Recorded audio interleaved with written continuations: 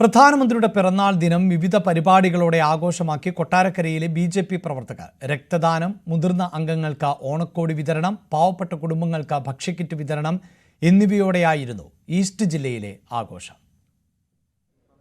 പ്രധാനമന്ത്രി നരേന്ദ്രമോദിയുടെ 75ാം പിറന്നാൾ ആഘോഷത്തിന്റെ ഭാഗമായി ഒരാഴ്ച നീണ്ടു നിൽക്കുന്ന പരിപാടികൾക്കാണ് കൊട്ടാരക്കരയിൽ തുടക്കമായത്.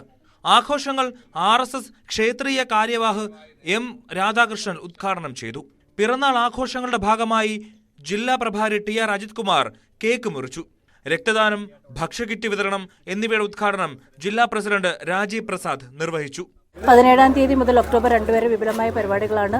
ഇപ്പോൾ നമ്മുടെ ജില്ലയിൽ ഇന്ന് രാവിലെ യുവമോർച്ചയുടെ നേതൃത്വത്തിൽ 75 യുവാക്കളുടെ രക്തദാന ക്യാമ്പ് കൊട്ടാരക്കര താലൂക്ക് ആശുപത്രിയിൽ നടന്നു.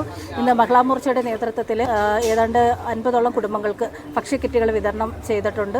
ഇനി തുടർന്നുള്ള ദിവസങ്ങളിൽ പാർട്ടിയുടെയും അതേപോലെ മറ്റു മോർച്ചകളുടെ നേതൃത്വത്തിൽ വിപുലമായ പരിപാടികളാണ് നമ്മൾ സംഘടിപ്പിച്ചിരിക്കുന്നത്. പിറന്നാളുമായി ബന്ധപ്പെട്ട് യുവമോർച്ച കൊല്ലം ഈസ്റ്റ് ജില്ലാ കമ്മിറ്റിയുടെ നേതൃത്വത്തിൽ കൊട്ടാരക്കര താലൂക്ക് ആശുപത്രിയിൽ രക്തദാനം നടന്നു.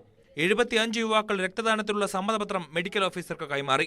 BJP ഓഫീസിൽ ഓണപ്പൂക്കളവും ഓണസദ്യയും ഒരുക്കി. ന്യൂസ് 18 കൊട്ടാരക്കര.